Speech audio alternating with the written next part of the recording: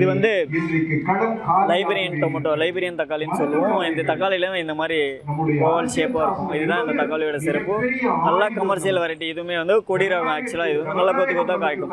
ஒரு கொடியை காய்க்குதுன்னா ஒரு 10 கிலோ கிட்ட கூட காய்ச்சிடும் அந்த பட்டத்தோடு நடும்போது. அந்த மாதிரி நல்லா கமர்ஷியல் வெரைட்டி. இதில் என்னென்னு பார்த்தோன்னா அந்த தோல் மட்டும் லைட்டாக சிறுங்கசப்பாக இருக்கும். அந்த தோல் அதுதான், அந்த தோல் மட்டும் தான் இருக்காது, தெரியாது. ரொம்ப கொஞ்சம் மைனூட்டாக சிறுங்கசப்பாக இருக்கும். மற்றபடி வந்து நல்ல கமர்ஷியல் வெரைட்டி. இது பார்த்தீங்கன்னா மஞ்சள் குடம் தக்காளின்னு சொல்லுவோம். தக்காளியில் இதை பார்த்தீங்கன்னா நம்ம குடம் சைஸில் இருக்கும், அதனால இது பேர் மஞ்சள் குடம் தக்காளின்னு சொல்லுவோம்.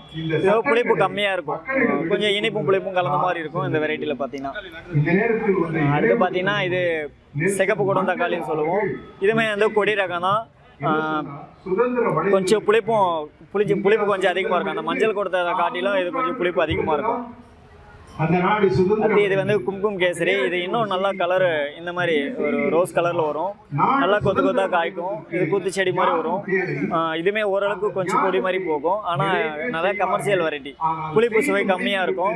ஒரு 10 கிலோலேருந்து 10-15 கிலோ கூட வரும் ஒரே செடியில். அந்த மாதிரி நல்லா கமர்ஷியல் வெரைட்டி. புளிப்பு சுவை கம்மியாக இருக்கும். நம்ம புளிப்பு சுவை எதுக்கு கம்மியாக பயன்படுத்தணும், அந்த மாதிரி சமையலுக்கு வந்து இதை பயன்படுத்திக்கலாம்.